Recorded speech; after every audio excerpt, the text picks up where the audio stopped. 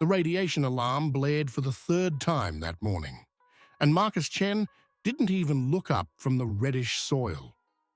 At 19, he already knew how to distinguish between the alerts that truly mattered and those that were just part of the daily routine on Kepler 442b.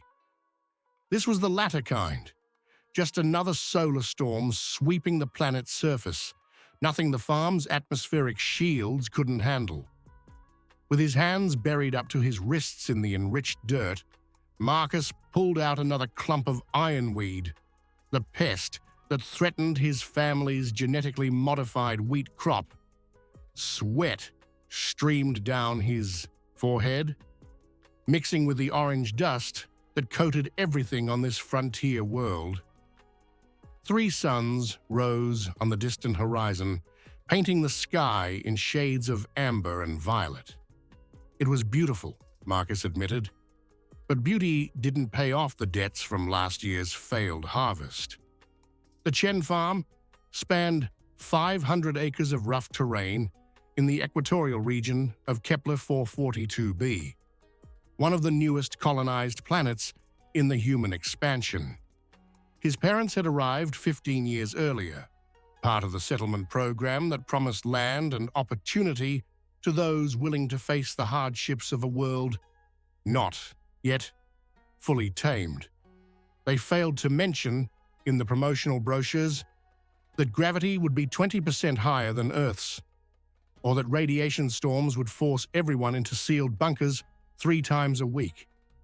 Marcus straightened his back, feeling his muscles protest. Even after a lifetime here, his body still fought the extra gravity. Everyone struggled. That was why Kepler colonists developed that characteristic look. Broad shoulders, legs thick as tree trunks, calloused hands that could crush rocks. Not that Marcus thought about it much. It was just the life he knew. The communicator on his wrist emitted a soft beep, a message from his mother, probably asking him to get back to the shelter before the next radiation wave hit. But when Marcus activated the holographic screen, the face that appeared wasn't Sarah Chen's. It was an official-looking, synthetic avatar, with the emblem of the Intergalactic Postal Administration floating behind it. Marcus Chen, resident of Kepler 442b, Agricultural Sector 17, the metallic voice announced, "You have official correspondence awaiting receipt confirmation. Please authenticate your biometric identity to proceed." Marcus frowned. Official correspondence. The only official thing he expected was maybe a collection notice from the seed cooperative. He pressed his thumb against the scanner and waited. The screen flashed, and a holographic document materialized in the air before him. The header was ornate, written in characters that glowed with a silvery light Marcus had never seen before. Strange symbols flanked the main text, and for a moment he thought it might be spam or some kind of scam. Then he read the first lines. "Dear candidate Marcus Chen, it is with great satisfaction that we inform you of your acceptance into the Advanced Studies program at the Stellaris Institute of Applied Sciences. Your application demonstrated exceptional merit, and you have been selected from thousands of aspirants across the quadrant." Marcus read the sentence 3 times before realizing he was holding his breath. The Stellaris Institute. He had heard of that place. It was one of the most prestigious academies in the galaxy, known for its biotechnology and advanced agronomy programs. 6 months ago, in a moment of fatigue-induced fantasy, he had filled out an application form he found at a public terminal during a visit to the colonial city. He hadn't imagined for a second that he would be accepted. His hands trembled as he continued reading. The program was fully subsidized. Housing, food, study materials, all included. He would only need to reach the transfer station in Kepler's orbit, and a galactic transport would take him to the Institute's facility. The course lasted 4 standard years, and graduates were guaranteed placement in elite agricultural corporations or governmental terraforming projects. It was everything Marcus could have dreamed of. A chance to learn real advanced cultivation techniques, not just the rudimentary methods he had learned watching his father struggle against the hostile soil. With that knowledge, he could return and transform the Chen farm into something prosperous, maybe even help other families in the colony. "Marcus!" His father's voice cut through the air. Thomas Chen was walking toward the field, his massive silhouette blocking one of the suns. "Radiation spiking. 20 minutes until we need to seal the shelter." "Dad!" Marcus ran toward him, waving the hologram. "Dad, look at this. I got accepted. To the Stellaris Institute." Thomas Chen stopped, his tired eyes scanning the floating document. For a long moment, he said nothing. Then, slowly, a cracked smile appeared on his work-aged face. "Stellaris Institute," he repeated, his voice rough. "Marcus, do you know what this means?" "It means I can learn real farming. Techniques that work. I can come back and help the farm, help the whole colony." Thomas placed a heavy hand on his son's shoulder. "It means you have a chance to get out of here, to have a better life than breaking your back on this red dirt." Marcus shook his head. "No, Dad, I'll come back. With knowledge, with..." "Son." Thomas's voice was firm now. "Your mother and I came here so you wouldn't have to stay, so you would have opportunities. If this means you study among the stars and never come back to this hot hole, then so be it." They walked back to the main house in silence, the weight of the future settling on Marcus's shoulders like the planet's extra gravity. That night, sealed in the shelter, while the radiation storm roared outside, the Chen family celebrated with a bottle of synthetic wine that Sarah kept for special occasions. Over the next 3 weeks, Marcus prepared for his departure. He had little to pack: a few changes of clothes, a tablet with his basic biochemistry textbooks, and the maintenance tools his father insisted he take. "You never know when you'll need to fix something," Thomas said, stuffing a set of multi-purpose wrenches and a portable welder into Marcus's backpack. Departure day arrived on a clear morning, one of the rare days when no storm was predicted. The family took the ground transport to the space elevator, an imposing structure of carbon nanotubes that stretched from the surface to low orbits. Marcus looked back one last time as they ascended, watching the farm's red fields grow smaller and smaller until they disappeared into the planet's curvature. The transfer station was a chaos of movement and noise. Dozens of different species circulated through the wide corridors, each strange and fascinating to Marcus's eyes. He saw 4-armed creatures carrying cargo containers, ethereal beings that seemed to float above the floor, and something resembling a cluster of crystalline tentacles operating an information terminal. Marcus had never seen aliens before. Kepler 442b was an exclusively human colony, too isolated to attract regular interstellar trade. He knew they existed, of course, but knowing and seeing were very different things. He found his boarding gate after asking for directions 3 times from customer service holograms. The ship waiting for him was a commercial-class transport, not elegant, but solid and functional. Marcus showed his boarding pass to the automated system and stepped inside. The interior was Spartan. Rows of suspension seats lined the walls, each equipped with individual life support and an entertainment interface. Marcus chose a seat near an observation window and settled in, watching other passengers board. Most were aliens, a being that looked like a giant crustacean settled into a reinforced seat. Something furry with 6 eyes occupied the seat next to Marcus, greeting him with a guttural grunt that the ship's automatic translator converted to "Greetings, traveler." "Hello," Marcus replied, still not used to the idea of speaking to something non-human. The ship departed with a gentle tremor.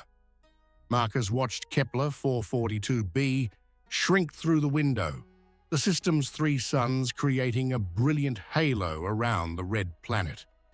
He wondered when he would see that sight again. The flight would last 12 standard days, with 2 refueling stops. Marcus spent most of the time reading about the Stellaris Institute on his tablet. The more he researched, the more impressed he became. The institution had 700 years of history, campuses in 4 different star systems, and alumni who included some of the most renowned agricultural scientists in the galaxy. There was something strange, however. No matter how much Marcus searched, he couldn't find much information about the exact location of the main campus or the admission process. The official websites were vague, full of flowery language about excellence and tradition, but scarce on practical details. When he tried to access alumni forums or student discussion groups, he found that most were in languages his translator didn't recognize or locked behind authentication systems that required credentials he didn't yet possess. He was being paranoid. Marcus decided it was just first-trip jitters. After all, he had an official letter of acceptance. Everything would be fine. On the 11th night of the journey, Marcus had a strange dream. He was back in the fields of Kepler, but the earth beneath his feet was no longer red. It was black, black as the vacuum of space, and when he dug, his hands touched not soil but cold metal. Voices whispered in languages he didn't know, and in the sky, the 3 suns had been replaced by a single giant eye that watched him with clinical interest. He woke up sweating, his heart pounding. The furry passenger next to him snored softly, and the ship continued its quiet course through space. Marcus took a deep breath, calming himself. Just a silly dream. On the 12th day, they arrived at their final destination. Marcus pressed his face against the window, eager to see the Stellaris Institute campus. What he saw made his blood run cold. It wasn't a planet. It wasn't even a common space station. It was a massive structure, a construction of black metal and red lights that floated in the vacuum like a sleeping predator. It was vaguely circular in shape, but its surface was covered in spikes and towers that jutted out at impossible angles. And around it, in close orbit, Marcus saw something that made his stomach churn. Debris. Pieces of ships, some still smoking, others clearly ancient, formed an irregular ring around the main structure. The furry passenger next to him had woken up. He looked out the window and emitted a sound that the translator interpreted as nervous laughter. "First time at the Red Academy?" the creature asked. "Red Academy?" Marcus repeated. "This is the Stellaris Institute, right?" The alien looked at him with what might have been pity in its 6 eyes. "Of course, it is, young one. It's also called the Red Academy, or the Forge, or..." He paused. "The meat grinder." Marcus felt his mouth go dry. "What?" But before the alien could answer, the ship's system voice announced the final approach.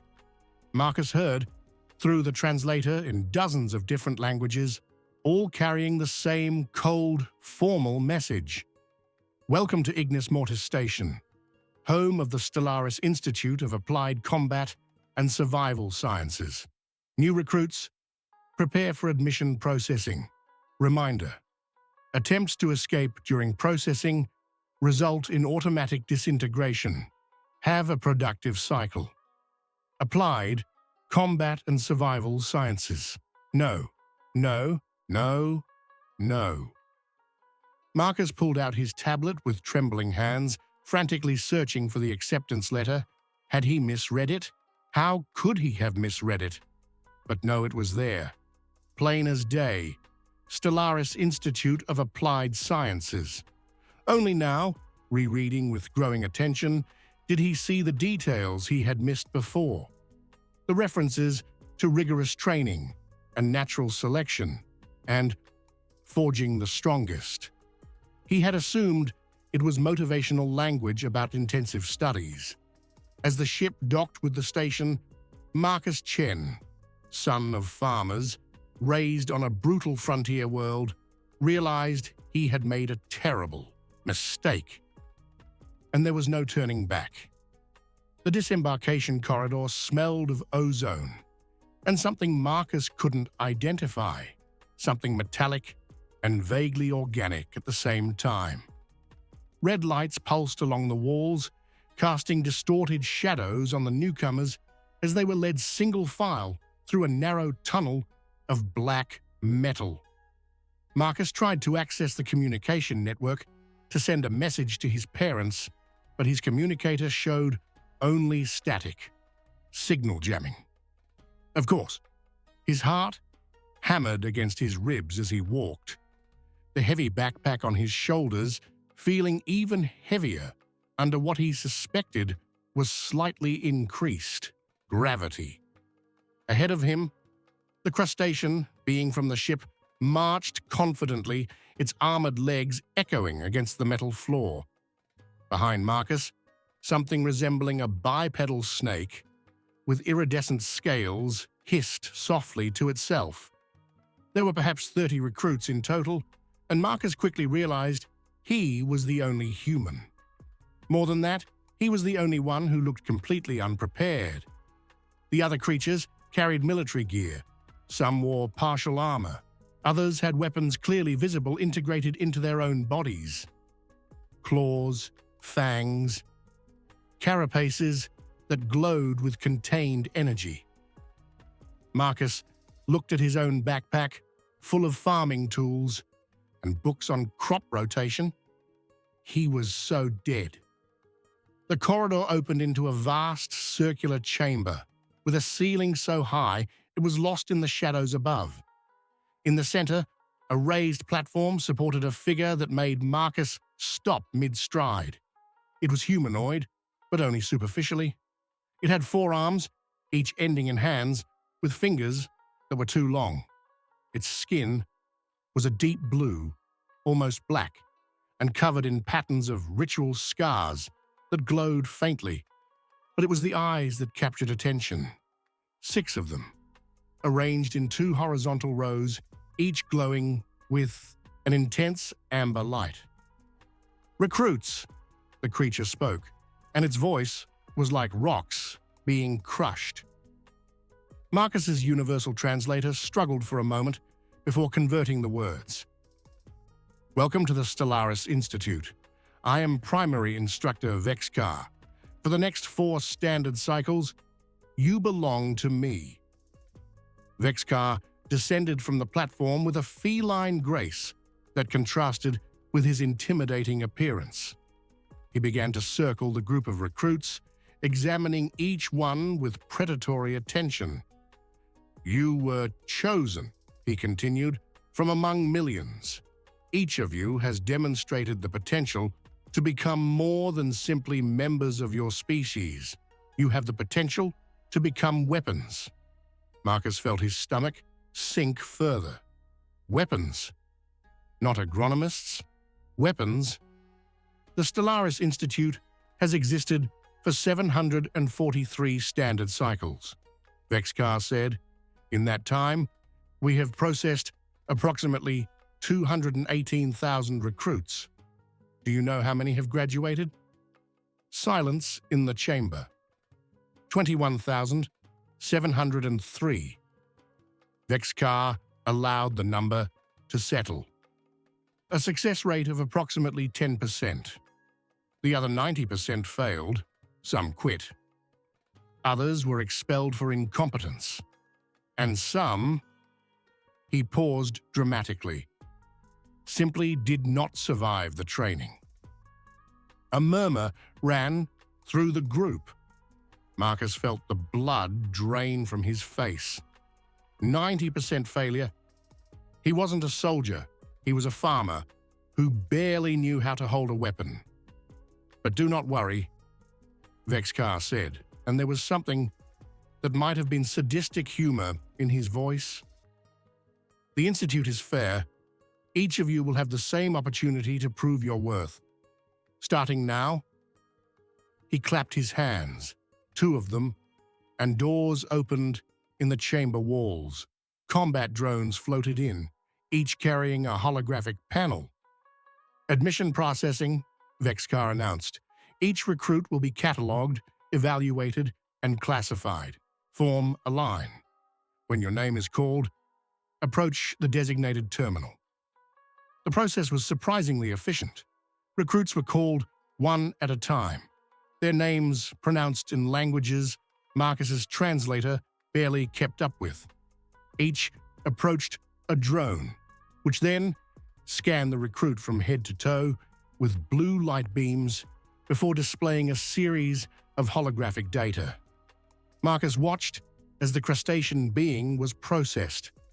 The hologram showed a rotating image of the alien, along with what appeared to be statistics: physical strength, danger rating, planet of origin. And then, in large letters glowing red, a designation: Death, World Level 4. Next was the bipedal snake, again the scan, the statistics, Death World Level 5. Marcus began to notice a pattern. Every recruit came from a planet classified as a death world, a term he had occasionally encountered in scientific documents. Worlds where life was so hostile, so competitive, that only the toughest and most adaptable species survived. Marcus Chen, the drone called, and Marcus almost tripped over his own feet as he approached. The scan began. Blue light beams swept over his body, and Marcus felt a strange tingling on his skin. Data began to appear on the hologram, his rotating image, his biometric measurements, medical history extracted from some central database. Then came the planet of origin part. Kepler 442b, the drone's synthetic voice announced, and then, in red letters even larger than the previous ones, Death World Level 7. The chamber fell silent. Vexcar, who had been examining another recruit, turned all 6 eyes toward Marcus. The other recruits also looked, and Marcus saw something in their gazes that he hadn't seen before. It wasn't contempt or indifference, it was fear.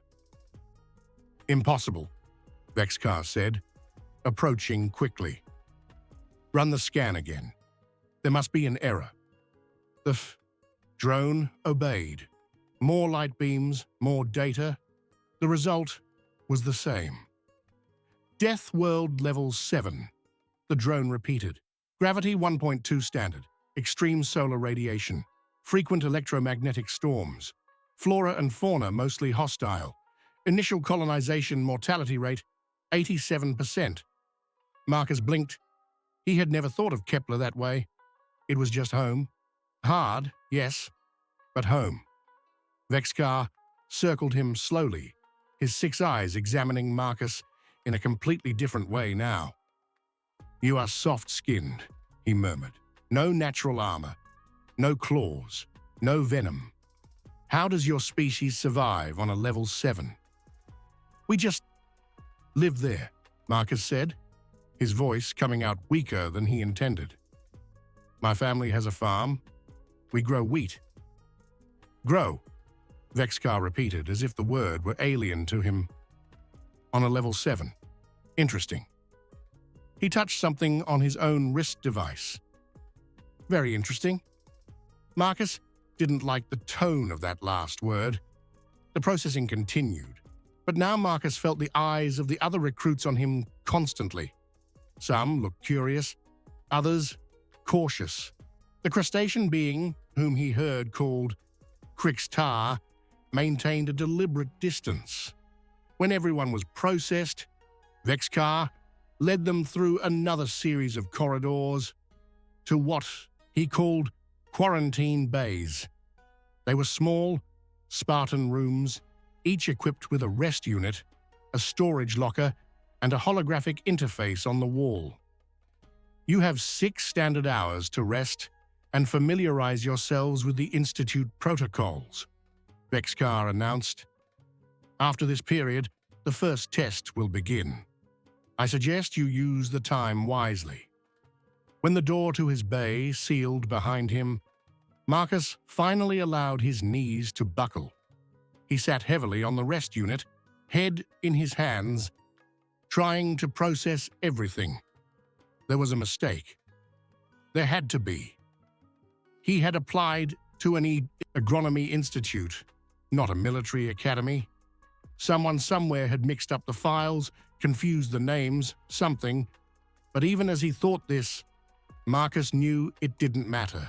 He was here now, and Vexcar's words echoed in his mind. Attempts to escape during processing result in automatic disintegration. He was trapped. Marcus forced himself to breathe slowly, to think rationally. All right, he was in an impossible situation. But impossible was relative, right? His father always said farming on Kepler was impossible, and yet they made it work, year after year. He stood up and activated the holographic interface. The main menu appeared, offering access to various systems, Institute security protocols, regulations, graduate history, and curiously, a technical library. Marcus opened the library and started searching. If he was going to survive this, he needed information. He needed to understand where he was, what this place really was, and how the hell he could get through the next 4 years without being killed. The hours passed quickly. Marcus read about the Institute's history, discovering that it was originally a military research facility of the Galactic Confederation, designed to identify and train elite soldiers from predatory species. Over the centuries, it had evolved into something more sinister, a place where normal rules of safety and ethics were flexible. He also discovered something disturbing. The 90% mortality rate wasn't just dropouts. Approximately half of those who failed actually died during the tests. The tests were designed to be lethal, to simulate real combat in extreme conditions. And he, Marcus Chen, a farmer from a frontier world, was about to face the first one. The alarm sounded, loud and jarring, marking the end of the rest period. Vexcar's voice echoed through the intercom system. Recruits, report to the primary assessment chamber. The basic survival test will begin in 10 standard minutes. Failure to appear will result in summary expulsion. Marcus grabbed his backpack, checking the contents one last time. Maintenance tools, textbooks, a water canteen. It wasn't much, but it was all he had. He left the bay and joined the flow of recruits walking through the corridors. No one spoke. The atmosphere was tense, charged with nervous anticipation. The primary assessment chamber was even larger than the processing chamber. It was a massive open space, with walls that stretched for hundreds of yards in all directions. The ceiling was transparent, showing the vacuum of space and the distant stars. And in the center of the chamber, there was a maze. It wasn't a common maze. The walls were made of solidified energy, glowing with a ghostly blue. Marcus could see shapes moving inside the maze, shadows that suggested hidden dangers. Vexcar was waiting at the entrance. "Welcome to your first test," he said. "The rules are simple. Traverse the maze. Reach the exit on the other side. Do this in less than 2 standard hours, or the walls will begin to close in, eventually crushing anyone still inside." He paused, letting the threat settle. The maze is adaptive. It will read your fears, your weaknesses, and use them against you. Some of you will face holographic predators. Others will face environmental puzzles. And some, he looked directly at Marcus, will face something much more personal. You can work as a team or alone. You can use any equipment you brought, and you can quit at any time, simply by activating the emergency beacon on your risk communicators. Of course, quitting means immediate expulsion from the Institute. Vexcar smiled, revealing rows of sharp teeth. "Any questions?" Silence. "Excellent. Then begin." The maze doors opened with a pneumatic hiss. The recruits hesitated for only a moment before sprinting in, each choosing a different corridor. Marcus stood still for a second longer, looking at the dark entrance. His heart pounded. His hands were sweating. Every instinct screamed at him to activate the emergency beacon and end this madness. But then he thought of his father, breaking his back in the red fields of Kepler.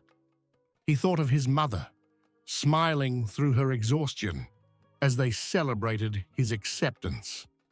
He thought of all the storms his family had faced, all the harvests that failed, all the times they should have given up, but didn't. Marcus Chen was not a soldier, but he was a survivor, and survivors didn't quit. He adjusted the backpack on his shoulders, took a deep breath, and entered the maze. The first thing Marcus noticed upon entering the maze was the silence. Not common silence, but something deeper, more absolute. It was as if the air itself absorbed sound. His footsteps didn't echo. His breathing seemed muffled, distant. The blue energy walls pulsed softly, casting enough light to see a few feet ahead, but no more. The corridor stretched straight for perhaps 30 feet before splitting into 3 directions. Marcus stopped at the fork, trying to decide. There were no signs, no indication of which path would lead to the exit. He closed his eyes, forcing himself to think logically. In a common maze, there were resolution algorithms. Always follow the left wall, for example. But Vexcar had said the maze was adaptive. Marcus opened his eyes and chose the middle path, for no better reason than intuition. As he walked, he began to notice strange details. The walls weren't completely smooth. There were patterns on them, symbols that seemed to shift when he wasn't looking directly. And there was a smell in the air, faint but unmistakable. Ozone and something else, something that smelled like wet earth. The corridor turned sharply left, and Marcus almost collided with a wall that shouldn't have been there. He backed up, frowning. He was sure the path continued straight. But now there was only a solid wall of blue energy blocking the way. The maze was changing. Marcus turned quickly, but the corridor behind him had also changed. Now there were 4 exits where there had been one before. His pulse quickened. If the maze could reorganize at will, then traditional navigation methods were useless. He needed a new approach. Marcus took off his backpack and searched inside until he found what he was looking for. A small roll of synthetic wire that his father used to mark planting rows. It wasn't much, maybe 50 yards in a total, but it would be enough. He tied one end of the wire to a protrusion on the wall and began to unroll it as he walked, creating a physical trail that could not be reorganized by the maze's adaptive nature. It wasn't a perfect solution, but it was better than nothing. 20 minutes passed. Marcus had navigated a dozen corridors, always leaving the wire as a guide. The maze had changed its configuration 3 times, but the wire remained, a faint line of constancy amidst the chaos. Then he heard the sound. It was low, guttural, coming from somewhere ahead of him. A growl that made every hair on his body stand up. Marcus stopped, all his senses on high alert. A shadow moved at the end of the corridor, large, quadrupedal, advancing slowly toward him. Marcus instinctively backed up, but the corridor behind him had closed again. He was trapped between the creature and a solid wall. The shadow emerged into the light. It was a predator, that was obvious. It had the general shape of a large feline, but with 6 legs and a tail that ended in something resembling a bone blade. Its eyes glowed with an intense red light, and its mouth was full of fang that seemed too long to fit. But there was something strange about it. The edges of its body were indistinct, blurred, as if it wasn't completely solid. Holographic, it had to be. Bexcar had mentioned holographic predators. The knowledge didn't make the creature seem any less terrifying when it began to advance. Marcus quickly looked around, searching for anything he could use. His maintenance tools, his books, the wire. Nothing that could be used as a weapon against something that size. But wait, if it was holographic, then it wasn't really dangerous, right? It was just light and projected force. Unless the maze had incorporated force emitters to give the projection physical substance. Only one way to find out.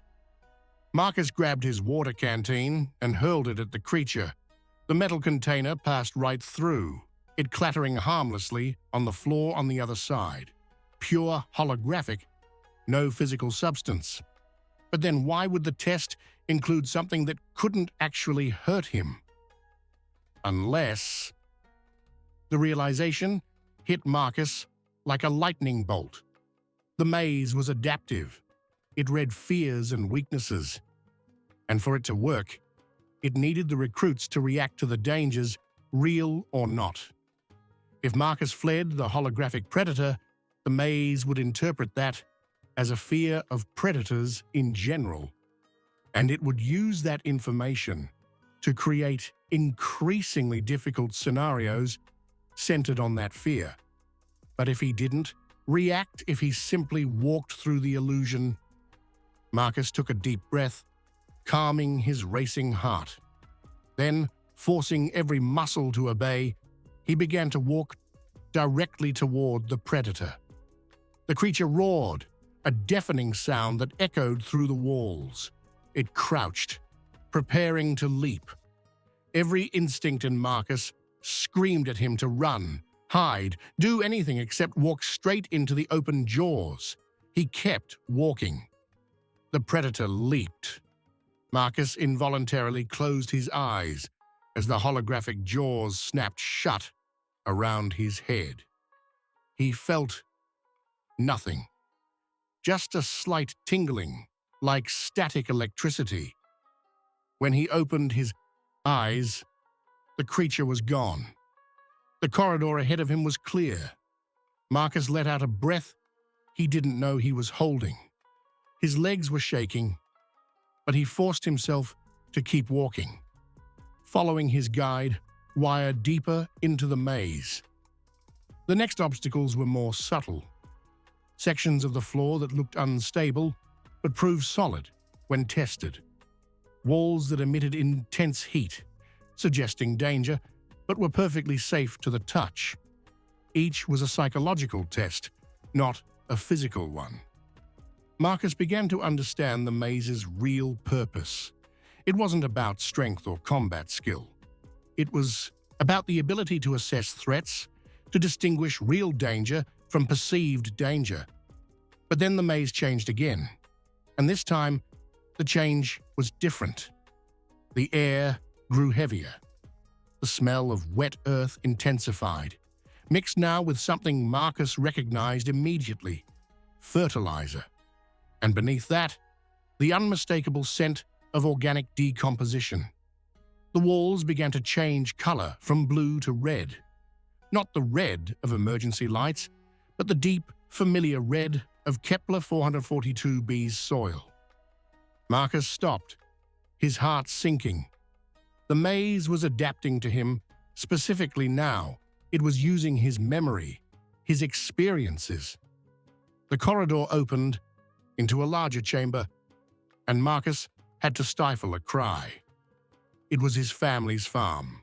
Not exactly, but close enough to be painful. The fields stretched out before him, the red soil cracked and dry. Kepler's 3 suns shone above, creating that characteristic amber light. And in the middle of the field, hunched over the withered plants, were his parents. "Mum? Dad?" Marcus called. Even though he knew they were holograms, they had to be. Sarah Chen raised her head. Her face was thin, thinner than Marcus remembered. There were deep lines of worry around her eyes. "Marcus," she said, and her voice was exactly right, exactly as he remembered. "You left us." I went to study," Marcus replied, his brain struggling to process what he was seeing. "You wanted me to go." Thomas Chen stood up, and Marcus saw that he was even older than he should be. "You went to seek a better life," he said, and there was accusation in his tone. "While we stayed here, slowly dying on this cursed land." "No," Marcus stammered. "It wasn't like that. You told me to go." "And we were wrong," Sarah said. "We needed you here. The farm is failing. We're going to lose everything. And where are you? On a luxury space station, living comfortably while we suffer." It was a lie. Marcus knew it was a lie. This wasn't what his parents really thought. But hearing the words in their voices, seeing the disappointment on their faces, was like a knife to the heart. And then Marcus understood. This was his personal fear. Not predators or physical dangers, but guilt.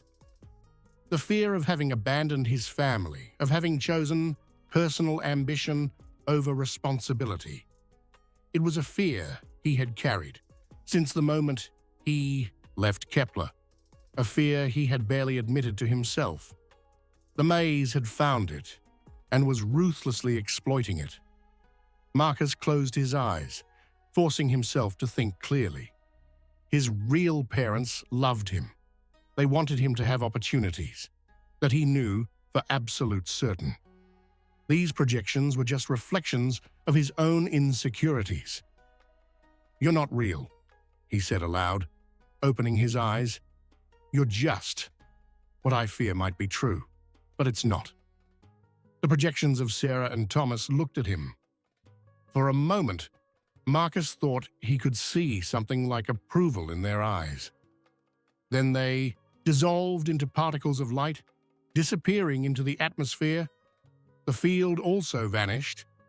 Marcus was back in a common maze corridor, blue walls pulsing softly. And ahead of him finally, he saw something new. A door, large, made of solid metal, with a luminous symbol above it. The exit symbol.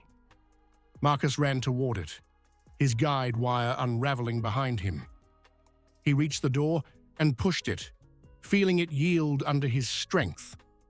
Bright light flooded his eyes. He stumbled out of the maze, blinking against the glare, and found himself back in the primary assessment chamber. Vexikar was waiting, his 6 eyes fixed on a holographic timer. When Marcus emerged, he looked up, and there was something that might have been surprise in his expression.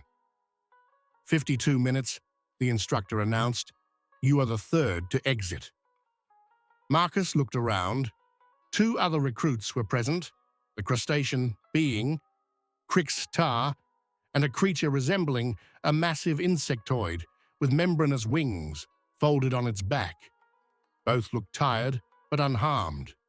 Marcus staggered to the nearest wall and leaned against it, his legs finally giving out. He had passed. Against all odds, he had actually passed the first test. Over the next 40 minutes, more recruits emerged. Some looked triumphant. Others were visibly shaken, trembling and looking back as if they feared the maze might follow them. 3 recruits never came out. When the time expired, the maze doors sealed permanently. Marcus never knew if they had activated the emergency beacons or if the closing walls had reached them. He preferred not to think too much about it. When all the survivors were gathered, Vexcar began to speak again. 27 of you entered the maze. 24 came out. That is a success rate of 89%, significantly above average. He paused. Don't get too proud. This was the easiest test. A collective groan ran through the group. You have 12 standard hours to rest and recover. Vexcar continued. Use them well. The next test will begin at simulated dawn. Dismissed. Marcus dragged himself back to his bay, every muscle in his body protesting. He barely managed to take off his boots before collapsing onto the rest unit. As consciousness slipped away, a final thought floated through his mind. He had survived day 1. Only 1,460 days left. Marcus woke up to the sound of something banging on his door. He sat up abruptly, disoriented for a moment, before remembering where he was. The bay, the institute, the crushing reality of his situation returned like a cold wave. The knock came again, more insistent this time. One moment, Marcus called, his voice rough with sleep. He got up, quickly put on one of the basic uniforms he had found in the locker the night before, and activated the door-opening panel. On the other side stood a creature that Marcus didn't recognize from the group of recruits. It was humanoid, but only vaguely. Its skin had a translucent quality, like frosted glass, and through it, Marcus could see what appeared to be softly pulsing bioluminescent organs. It had 4 arms like Vexcar, but they were thinner, more delicate. You are Marcus Chen, the creature said. It wasn't a question. Its voice had a melodic quality, as if each word was sung rather than spoken. The human from Kepler 442b? Yes, Marcus replied cautiously. And you are? My name doesn't translate well into verbal languages, but you may call me Lyra. She tilted her head, studying him with eyes that seemed to constantly shift color. May I come in? What I need to discuss shouldn't be overheard in the corridors. Marcus hesitated, but then shrugged and stepped back, allowing her entry. Lyra glided into the bay with a fluid grace that seemed to completely disregard gravity. You performed well in the maze, she said, as soon as the door sealed behind her. Better than many expected. Many? The other recruits, the instructors. We all watch each other through the security monitors. Lyra made a vague gesture. It's part of the process. They want us to see how others handle their fears so we can learn, or more cynically, so they can identify weaknesses. A cold discomfort settled in Marcus's stomach. So everyone saw. He couldn't finish the sentence. The idea that strangers had witnessed his emotional confrontation with the projections of his parents was deeply unsettling. Yes, Lyra said gently, but don't be ashamed. We all face our personal demons in there. Yours just revealed something interesting about you. What? That you aren't motivated by ambition or glory? Lyra sat on the edge of the rest unit, her movements appearing almost liquid. You care about other people? About your family? That is rare here. And that's important because, Marcus asked, though he could already guess where this was going. Because I need your help, Lyra said simply, and because I think, once I tell you what I've discovered, you'll realize you need mine too. Marcus crossed his arms. What did you discover? Lyra was quiet for a long moment, as if carefully choosing her words. You know the Institute's success rate is 10%. But do you know where the graduates go? To elite military positions, I assume, or security agencies? Some, yes, but most. Lyra paused. Most disappear. Completely. No employment records, no death records, nothing. Marcus frowned. Maybe they just want privacy. Black Ops or something. That's what I thought too. Until I hacked the Institute's communication systems last night. Marcus stared at her, stunned. You did what? My species is naturally gifted with electronic systems, Lyra explained, as if hacking a maximum security military facility was the most normal thing in the world.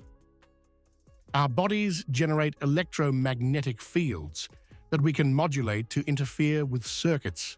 It's useful. She held out one of her hands, and Marcus saw sparks of blue light dance between her fingers. What did you find? Marcus asked, his curiosity overriding his caution. Files, thousands of them, records of experiments conducted on recruits and graduates. Lyra's bioluminescence pulsed more intensely, a sign of agitation, Marcus realized. The Institute isn't just a training academy, it's a laboratory. They study recruits from death worlds to identify genetic and behavioral traits that can be extracted. Extracted, Marcus repeated, his stomach churning. How? Various methods, reverse genetic engineering, invasive neurological analysis, in some cases, simply dissection to study physiology. Lyra looked him straight in the eye. Marcus, the graduates don't disappear because they're on secret missions. They disappear because they are taken to research facilities where they are utilized as study material. The air in the bay seemed to grow colder. Marcus sat down heavily, his mind racing. Why? Why do this? Weapons, Lyra said simply. The Galactic Confederacy is obsessed with the idea of creating the perfect soldier. But instead of developing technology, they want biology. They want to take the best of every predatory species and combine them into a synthetic hybrid. Marcus thought of the other recruits. Crixtar with his armored carapace, the bipedal serpent with its venom, each representing centuries of evolution in hostile environments. And we are the lab rats, he said quietly. Worse. At least rats don't pay for the privilege of being experimented on. Lyra paused. But there's something else. Something specific about you. About me? About humans in general. I saw files mentioning your species specifically. They are particularly interested in humans from high-level death worlds. Lyra leaned forward. Marcus, do you know why Kepler 442b is classified as level 7? Because the conditions are hostile. The radiation, the gravity. Not just that. It's level 7 because it is statistically improbable that a soft-skinned species like yours should survive there for more than one generation. Most species would need at least 3 or 4 generations of evolutionary adaptation to cope with those conditions. But humans? Lyra shook her head in admiration. You just improvise, you build shelters, modify plants, create support systems. You don't wait for evolution. You force the environment to adapt to you. Marcus had never thought of it that way. To him, it was just problem solving, doing what needed to be done to survive. They want to study that, Lyra continued, that human capacity for technological and social adaptation. They want to find out if it can be replicated, taught, or extracted. But I'm just a farmer, Marcus protested. I'm not genetically special or anything. Exactly. You are an ordinary human from a death world. What makes you extraordinary isn't superior genetics. It's mindset. And mindset is much harder to extract than DNA. Marcus was quiet, processing everything. Finally, he asked, "Why are you telling me this? If you know so much, why not just run away?" "Because I can't," Lyra said. "My species is tracked through our electromagnetic emissions. There are detectors all over the station. If I tried to approach a docking bay or escape pod, they would know immediately." "Then why come to me?" "Because humans are interesting in another way too. You don't show up well on standard sensors. Your thermal signature is too similar to the ambient environment, and you don't emit natural detectable radiation. You could move through the station in ways I cannot." Marcus began to understand. "You want me to help you escape." "Us," Lyra corrected. "I want us to escape. Together. And before you ask, yes, I can hack the dock security systems, but I need someone to physically get there and implement the code I will create." "What if we get caught?" "Then we will be eliminated, probably, painfully and definitively." Lyra didn't try to soften it. "But if we stay, we will eventually be taken to those labs anyway. At least by trying to escape, we have a chance." Marcus stood up and began pacing the small bay. Every logical fiber in his being told him this was insane. He had survived one test. Maybe he could survive the others. Maybe the situation wasn't as bad as Lyra suggested.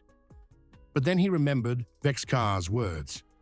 90% failure. And now he knew what happened to many of those who failed. He thought of his parents, waiting on Kepler, hoping that one day he would return with knowledge to transform their lives. If he ended up on a dissection table, they would never know what happened to him. "How long do we have?" Marcus asked. Lyra blinked, clearly not expecting him to agree so quickly. "The next tests will happen at 3-day intervals. I suggest we attempt it during the next rest period, after the second test. That gives us 4 days to plan." 4 days, Marcus repeated.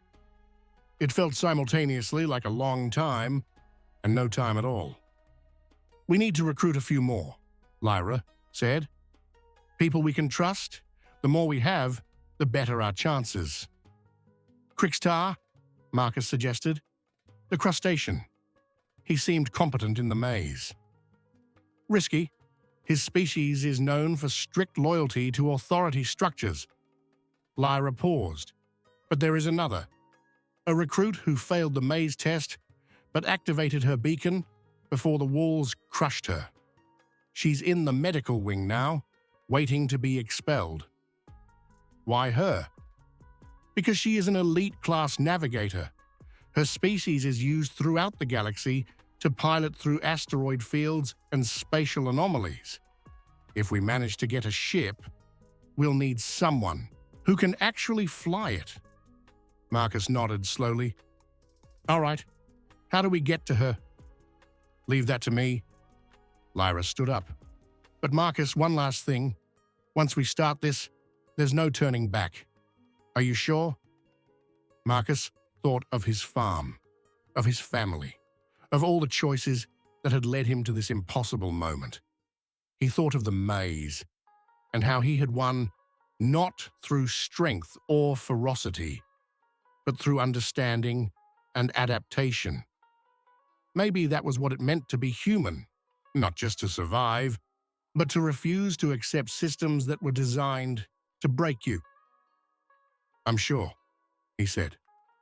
Lyra smiled, a strange expression on her translucent face, but genuine. "Then let's start planning, because in 4 days, we're going to turn this place upside down." She slid toward the door, but stopped before leaving. "Oh, and Marcus, whatever the next test is, survive it. We need you in shape for what's coming." When she was gone, Marcus sat down again, his mind spinning with possibilities and dangers. He had come to this place thinking he would learn about farming. Instead, he was about to learn about rebellion.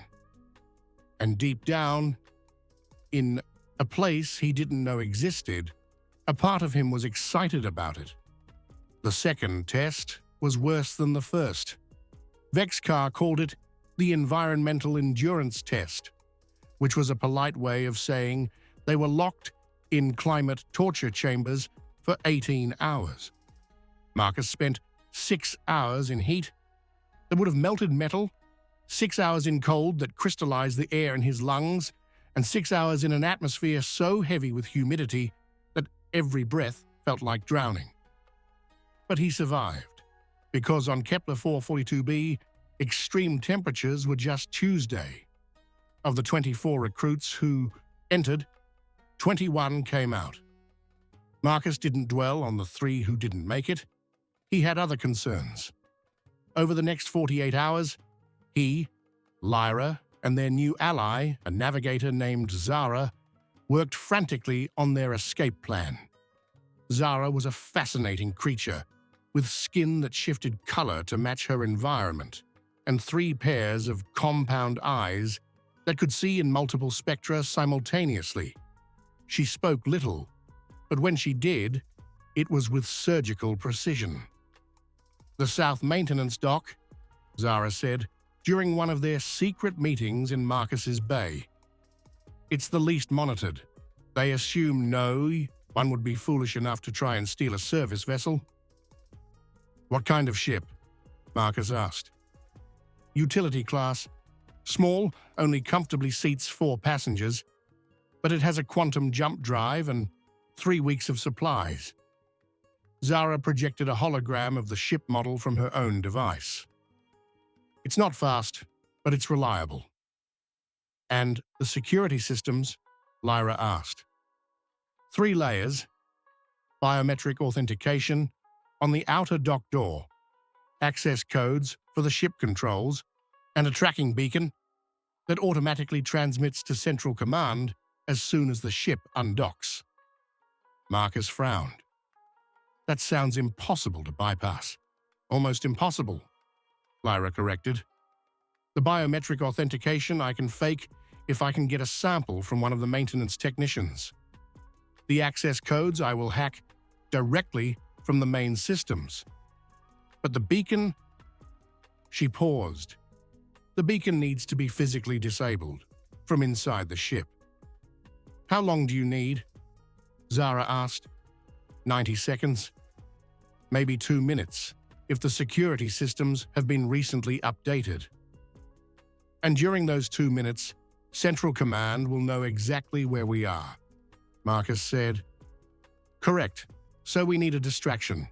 Something big enough that security is focused elsewhere." Marcus thought for a moment. Then an idea began to form. Dangerous, crazy, but possible. "The atmospheric support system," he said slowly. "On Kepler, I worked on maintaining our air regulators.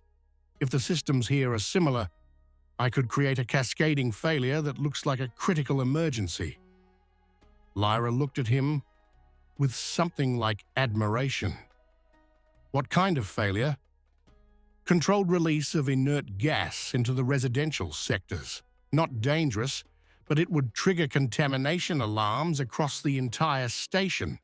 All security protocols would demand immediate evacuation and containment. Marcus visualized the schematics he had studied of the station. That would give you time to reach the dock. And you, Zara corrected, you will be with us. I can't.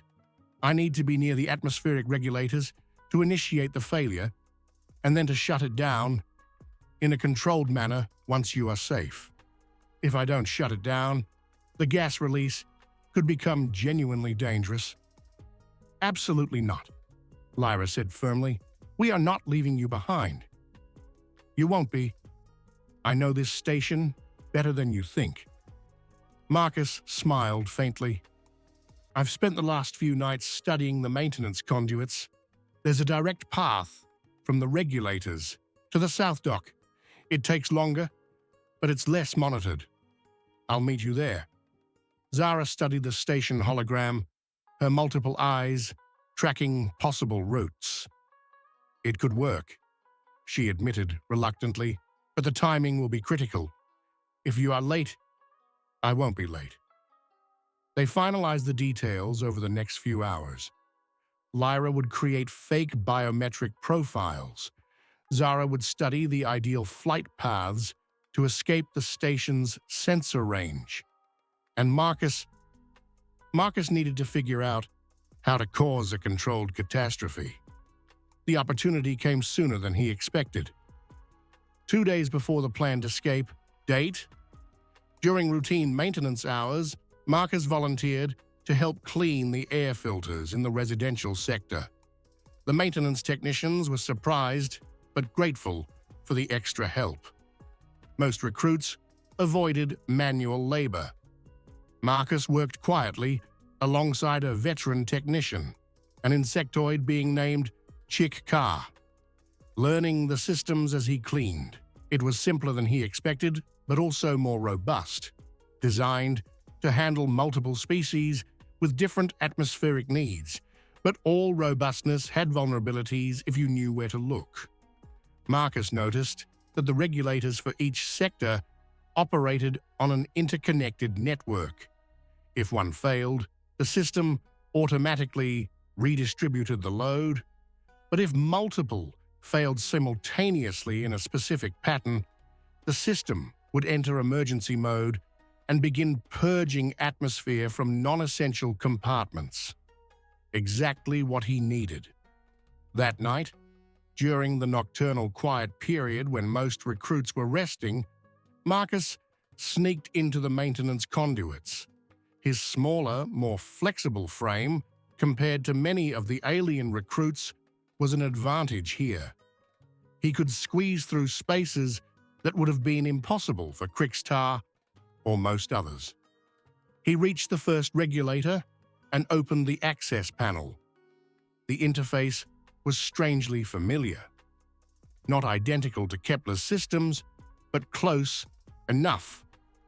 Marcus connected a small device Lyra had created, programmed to cause a partial overload at a specific moment.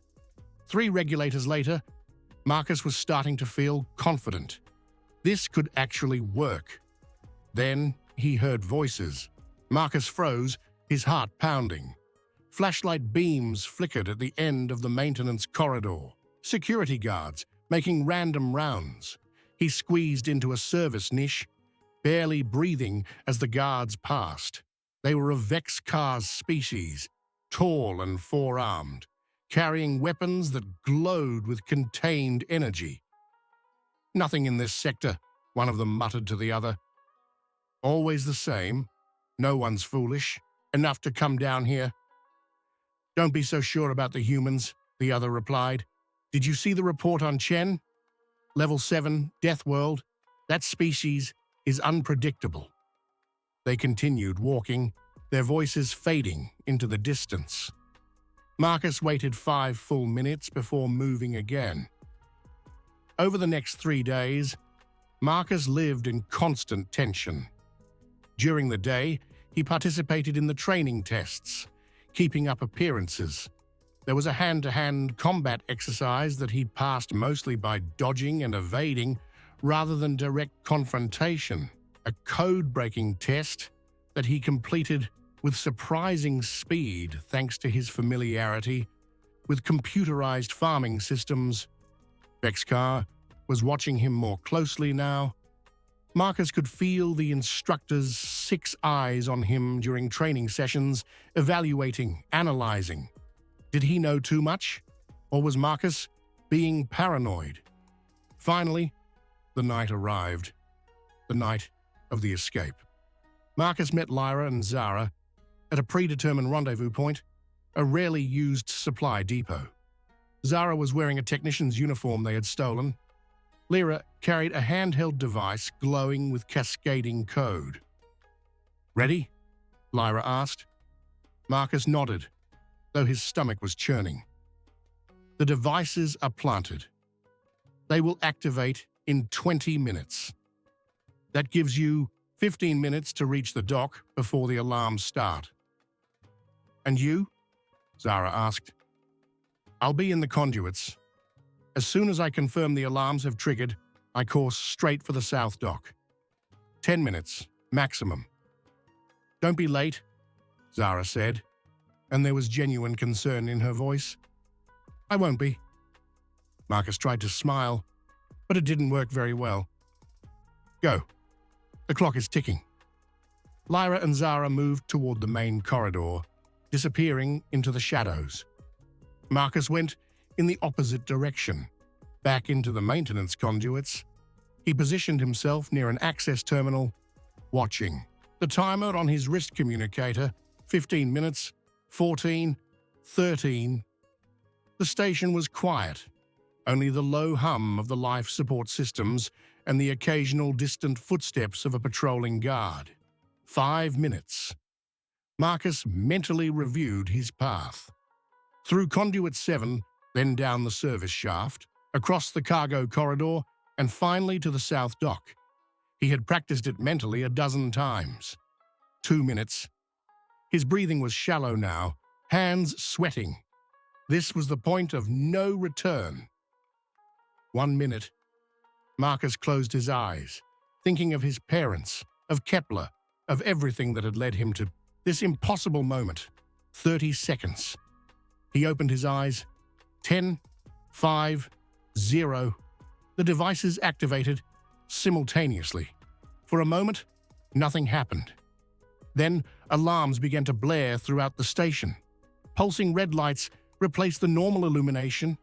The automated voice of the emergency system echoed through the corridors. "Atmospheric contamination alert. All recruits and non-essential personnel must proceed immediately to evacuation chambers. This is not a drill." Marcus waited another 30 seconds, confirming that the emergency systems were fully active. Then he started running. The conduits were narrow and claustrophobic, but Marcus navigated them with precision born of practice.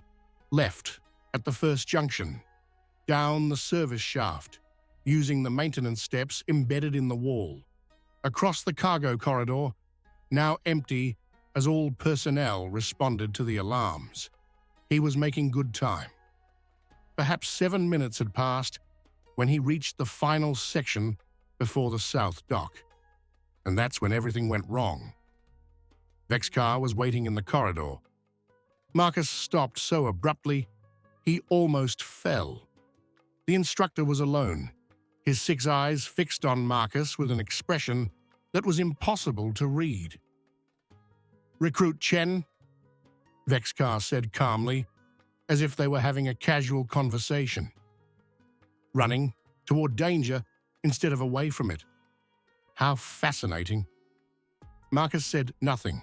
His brain raced frantically, searching for options, exits, anything. "You know," Vexcar continued, "in all my years training recruits, I've never seen anyone attempt an elaborate escape using infrastructure sabotage. It's creative. Very human, I must say." He knew. Of course he knew. "Are you going to stop us?" Marcus asked, his voice firmer than he felt. Vexcar tilted his head. That depends. Answer me one question first. Why? Why risk everything to run? You were performing adequately in the tests.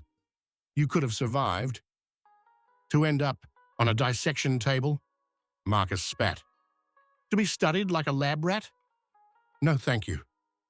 Something shifted in Vexcar's eyes. Genuine surprise. So you know about the labs?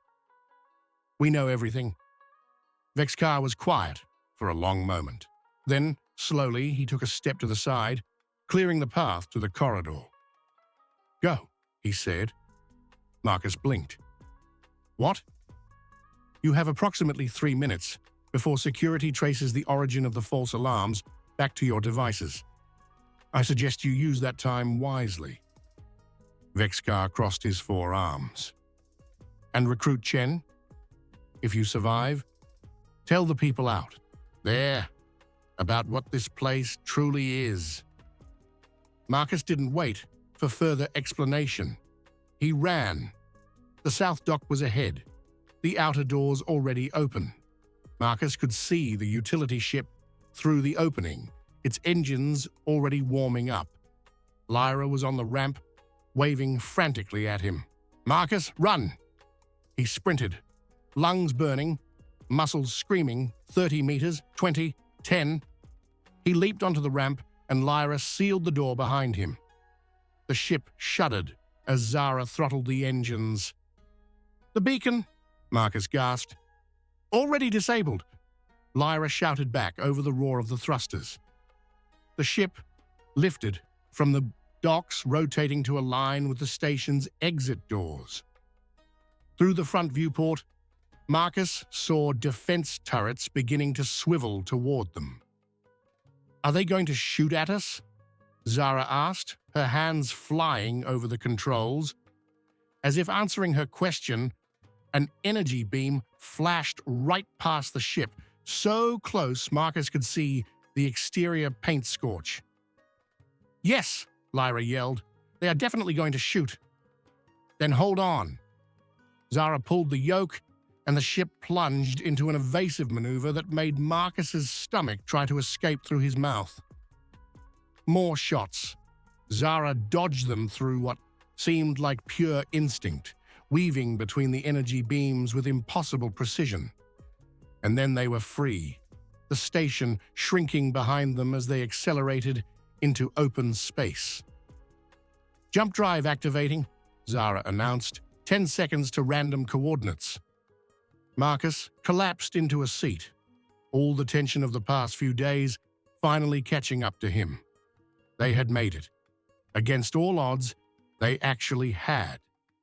The jump drive engaged, and the space around the ship folded into impossible patterns of light and color. When reality stabilized again, Ignis Mortis Station was too far away to detect. Marcus Chen, Lyra, and Zara were free. But somewhere in the back of his mind, Marcus knew that this freedom would come with a price.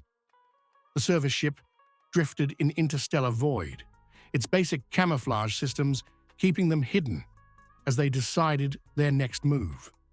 Lyra was at a terminal, her fingers dancing over the controls as she compiled all the data she had stolen from the Institute's systems. Zara monitored the sensors, watching for any sign of pursuit. Marcus simply sat, still processing the fact that Vexcar had let them go. It doesn't make sense, he murmured. What? Lyra asked, not taking her eyes off the terminal. Vexcar. He knew what we were doing. He could have easily stopped us, but he just let us go and told us to tell people. Marcus shook his head. Why? Zara turned one of her pairs of eyes toward him, the others still focused on the sensors. Perhaps he is not a true believer in the system. Perhaps he is trapped there as much as the recruits. Or, Lyra said slowly, perhaps he wants the truth to get out. Think about it. He's a senior instructor. He's probably seen hundreds, maybe thousands of recruits pass through there. How many did he have to send to those labs? How many did he have to watch be turned into research material? Marcus considered this. Guilt, he said. He's carrying guilt. And he gave us a chance to expose what the Institute really is. Lyra finally looked up, and in her translucent expression, Marcus saw determination. So that's exactly what we're going to do. How? Zara asked pragmatically. We can't just send a message to the galactic media. They'll assume it's a hoax, or worse, propaganda from some rival faction. We need proof, Marcus agreed. Real, verifiable proof. Lyra smiled. Oh, I have proof. Files of experiments, research journals, records of fund allocation, linking the Institute directly to the Confederacy Military Command. The problem is delivery. We need to reach someone with real authority, Marcus said, someone who can't ignore evidence. The Galactic Council, Zara suggested. They oversee all Confederacy military activities. If we can present to them, we'll never get past security. Lyra interrupted. We are fugitives from a military installation. They'll arrest us before we can speak. Marcus was quiet, thinking. Then an idea began to form. Risky, but possible. We don't need to go to the council, he said slowly. We need to make the council come to us. Both looked at him. Go on, Lyra said. We make a public announcement, open broadcast on all communication frequencies. We tell everything, upload the data so anyone can verify it. The Institute will deny it, of course, but the information will be out there. And once it is, they can't just make us disappear. We'd be protected by public attention.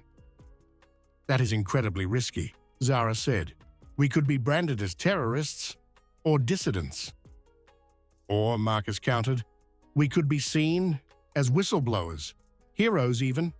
It depends on how convincing our evidence is. Lyra considered it for a long moment. Then she nodded. It's a chance, but we need to do it right. The broadcast has to be professional, credible, and we need a secure location to do it from. I know a place, Zara said hesitantly. My home planet, Zeridia. It's politically neutral, and they have a strong tradition of protecting refugees. If we can get there, then coordinates for Zeridia, Marcus said. How long? With our jump drive? 3 standard days with 2 refueling stops. Zara was already plotting the route. But we have another problem. Funds. This ship has basic supplies, but fuel and landing licenses cost galactic credits. Marcus thought for a moment, then smiled. Lyra, can you hack financial transaction systems? Please, Lyra said, with mock offense. That's basically the first thing we learn in my people's elementary school. Then here's what we do. The next 3 days were a combination of nervous tension and meticulous planning.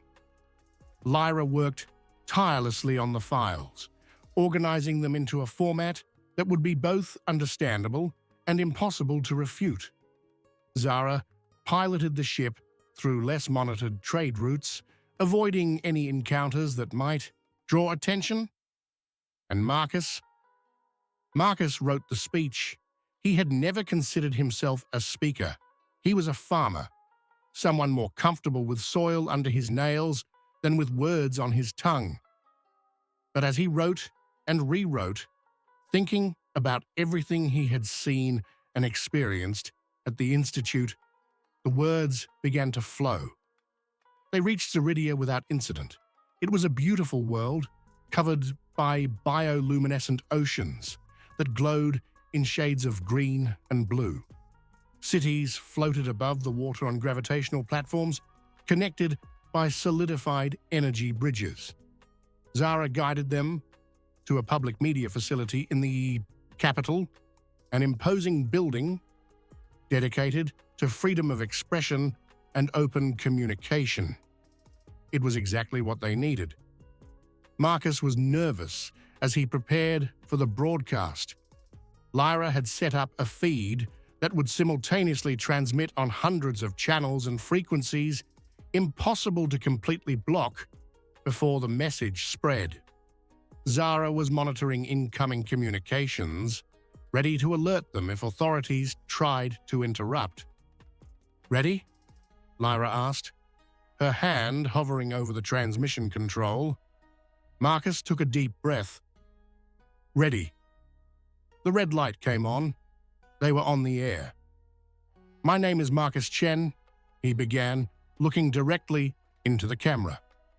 "I am a human citizen of Kepler 442b, and I was recently recruited to the Stellaris Institute of Applied Combat and Survival Sciences, also known as Ignis Mortis Station." He paused, letting that sink in.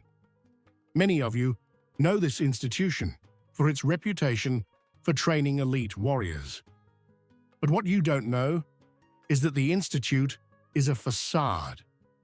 Behind the survival tests and combat training, there is a sinister operation of biological data collection. Recruits are not students. We are research material." Marcus nodded to Lyra, who began displaying the stolen files on holographic screens around him. Documents, images of laboratories, records of experiments, irrefutable evidence. These facilities study recruits from death worlds with the goal of identifying and extracting genetic and behavioral traits. The 90% mortality rate they promote, it's not just academic failure, it's systematic elimination. Those who don't die in the tests are taken to research labs where they are subjected to invasive procedures. Many do not survive. Those who do survive, well, you can see the records for yourselves. He let the images speak for a few moments. They were disturbing, but not gratuitously graphic. Just enough to convey the horror of what was happening.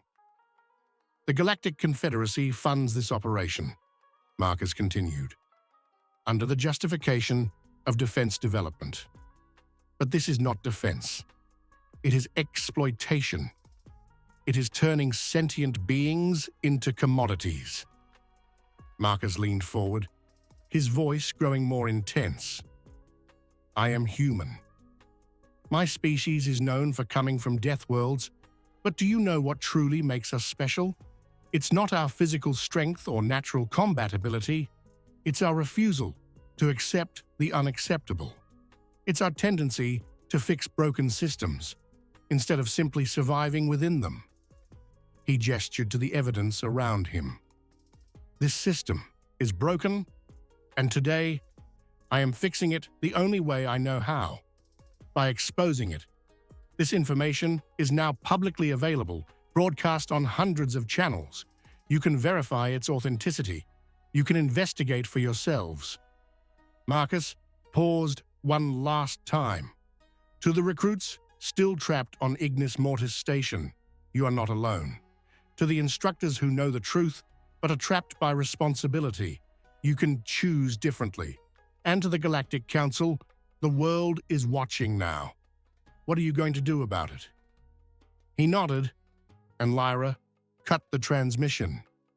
For a moment, they simply sat in the silence. Then the communicators began to explode. Messages poured in by the thousands, some supportive, some skeptical, some angry, but all engaged.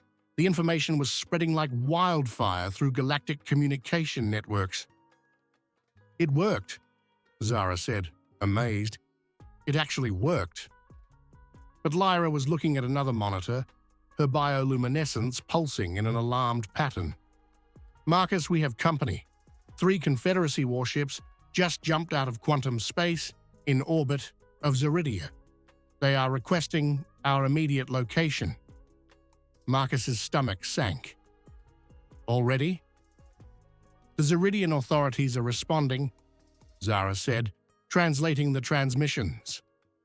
They are invoking political asylum rights, saying they will not hand us over without due process. Will that buy us time? Marcus asked. Maybe, but not much.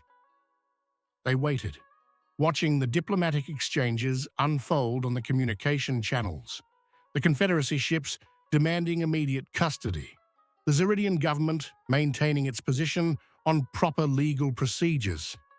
And then, something unexpected happened. A fourth ship emerged from the quantum jump. But this one was not military. It was a civilian transport, but massive, painted in the neutral colors of the Galactic Council. Attention all parties, a voice transmitted on open frequency. This is Ambassador Talren of the Galactic Council's Ethical Oversight Committee. We are assuming jurisdiction over this situation under authority of war crimes investigation. All military vessels must retreat to standard non-confrontation distance. The individuals known as Marcus Chen, Lyra, and Zara are under Council witness protection, effective immediately. Marcus looked at Lyra and Zara, barely able to believe what he was hearing. The military ships hesitated, but eventually began to retreat. They had no choice. The Galactic Council had supreme authority over the Confederacy in matters of ethics and sentient rights. They had won. In the following weeks, the story exploded across galactic media channels. The Galactic Council launched a formal investigation of the Stellaris Institute. The station was placed under direct council control, and all experiments were suspended. Recruits were released and offered compensation. Senior staff were arrested pending trial, and Marcus, Lyra, and Zara became, against all expectations, interstellar celebrities, whistleblowers who had exposed one of the Confederacy's biggest conspiracies. Marcus gave dozens of interviews, each echoing the central message: broken systems must be fixed, not perpetuated. 6 months later, he finally managed to get a communication connection to Kepler 442b. When his mother's face appeared on the screen, she was crying. "Marcus," she sobbed, "we saw everything. We are so proud, so incredibly proud." "Hi, Mom," Marcus said, his own voice thick. "Sorry it took so long to call." "You were busy saving lives," Thomas Chen said, appearing behind his wife. "That's more important than calling home." "But now I want to come home," Marcus said. "If you'll have me." "If we'll have you?" Sarah laughed through her tears. "You'll always have a place here, son. Always." Marcus smiled. "Good. Because I have a couple of friends I'd like to introduce, and they're interested in learning farming." He gestured off camera, where Lyra and Zara were waiting. Both waved shyly. "The more the merrier," Thomas said, and Marcus could see he was smiling too. Lord knows we could use their help. 3 months later, Marcus Chen was back in the red fields of Kepler 4142b, but he wasn't alone. Lyra was by his side, fascinated by how the irrigation systems worked. Zara was mapping wind patterns to optimize greenhouse placement. And throughout the agricultural sector, other settler families were experimenting with techniques Marcus had learned during his brief but intense time studying advanced technology. The Chen farm was thriving, and around them, the entire colony was thriving too. On clear nights, when the 3 suns set and the stars emerged, Marcus sometimes looked up and wondered about the other recruits, those who had been freed, scattered now across the galaxy. He hoped they too had found peace, and he thought of Vexcar, the instructor who had let them go. Marcus never knew what happened to him after the council investigation. Part of him wanted to believe that Vexcar had also found some kind of redemption. Deep in thought? Lyra asked, joining him at the edge of the field. Just reflecting, Marcus said, on how one simple acceptance letter changed everything. It wasn't the letter, Lyra corrected gently. It was you. Your refusal to accept an unjust system. That's humanity's true strength, you know. Not your physical resilience, but your moral resilience. Marcus considered that. Maybe, or maybe I just got lucky. Perhaps, Lyra agreed. But you made your own luck. Just like your species always has. Zara joined them, her multiple eyes reflecting the starlight. The weather report predicts clear skies for the next 5 days. Good planting season. Then we better start early tomorrow, Marcus said. The wheat plants won't plant themselves. Spoken like a true farmer, Lyra chuckled. And as they walked back toward the main house, beneath the stars of Kepler 442b, Jake Ryan, the human who accidentally exposed a galactic conspiracy, smiled, because in the end, he had gotten exactly what he wanted. Knowledge to help his family and his community. Just not in the way he expected. But then again, humanity rarely did things the expected way. And maybe that was exactly why they were so special.